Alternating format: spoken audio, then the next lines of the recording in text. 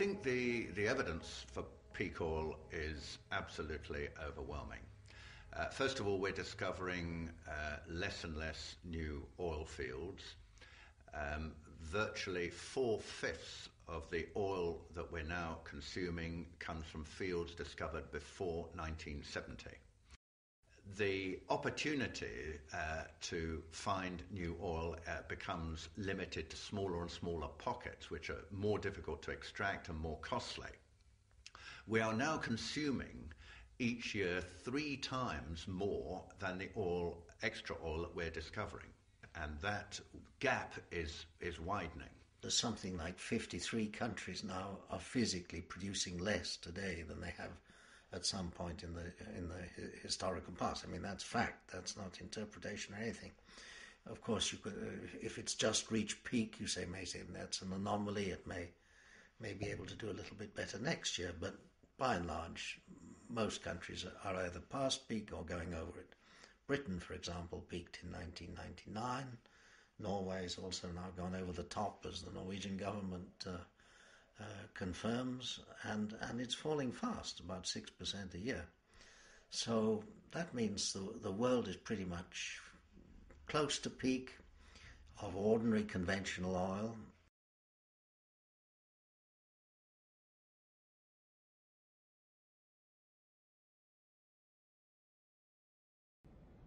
We are almost absolutely, totally dependent on oil for all of our activities. First of all, industry, of course, runs on oil. Everyone understands that. Agriculture, modern mechanized agriculture to feed the world, is heavily dependent on oil. If you look at transportation, again, it's obvious cars and planes run on oil, petroleum, gasoline. And of course, military capability. You cannot fight a war, as the Americans know, without oil.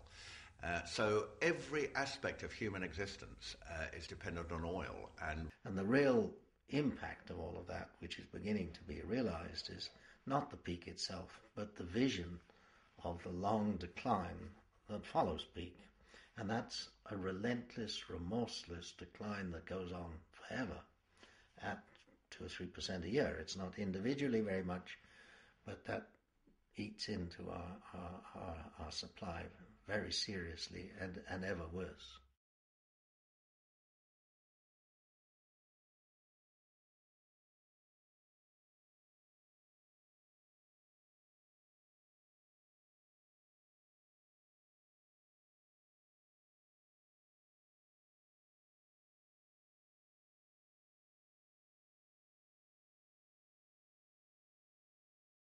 The average person knows much more about the personal habits of Brad Pitt than they know about peak oil, and what's going to affect their life in the near future. I mean,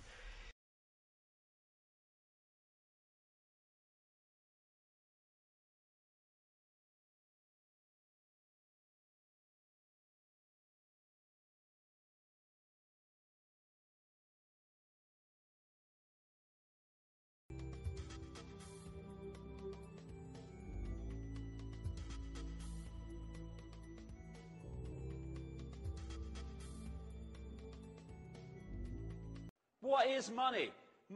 Money is a non-existent theoretical force that has never, does not, and will never exist except in theory on computer screens. How is money created? There's another big question. Oh, it's governments. No! It's private banks lending non-existent money called credit. What is credit? There's your credit. That's it. When you go into a bank and you want to borrow $50,000, the bank doesn't print any money. It doesn't move precious metals anywhere. It types into your account $50,000, and from that moment, you start owing it not only $50,000, but the interest on the $50,000. And if you can't pay that back through no fault of your own, because the banking system has done what it's just done and you lose your job so you can't pay them back, they get your wealth that does exist, your home, your car, your business, your land. It's been going on for centuries. This is why it has sucked the wealth of the world into the hands of the few.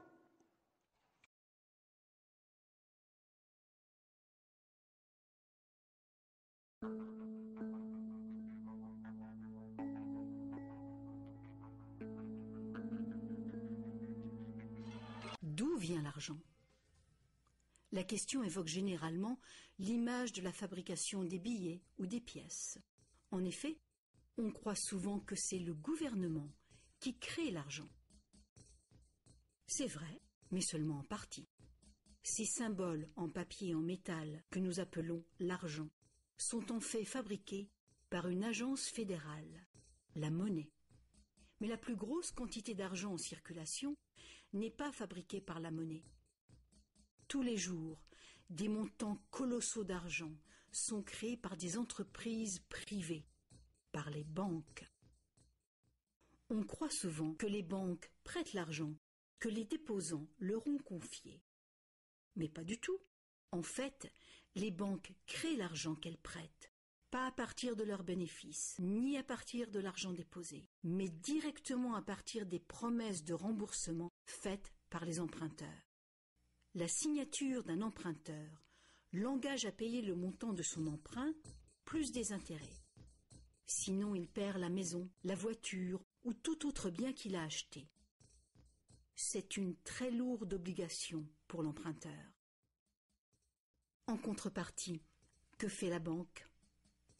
Elle crée le prêt par un tour de passe-passe. Elle l'inscrit au compte de l'emprunteur. Ça vous semble un peu exagéré ? Impossible, direz-vous ?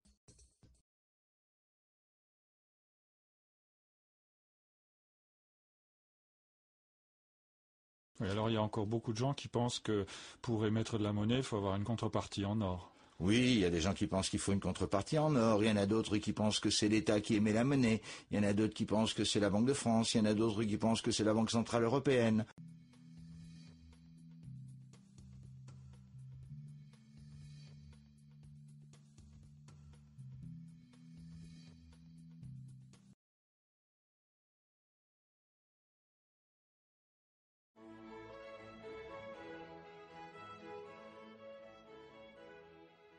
L'or et l'argent étaient des métaux attrayants, faciles à travailler.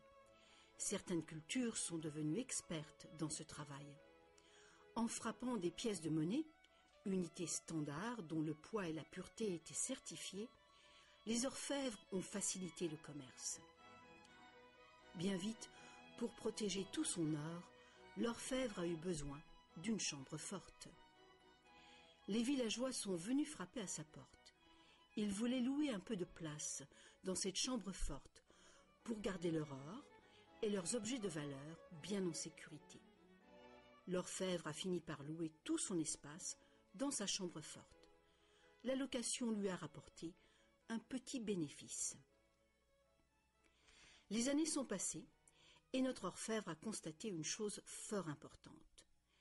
Les déposants venaient rarement chercher leurs pièces d'or et ils ne venaient jamais tous en même temps. Il faut dire que les reçus faits par l'orfèvre étaient utilisés sur le marché comme s'ils étaient véritablement l'or qu'ils représentaient. Cet argent papier était plus pratique que les lourdes pièces, et les montants pouvaient tout simplement être écrits au lieu d'être comptés laborieusement.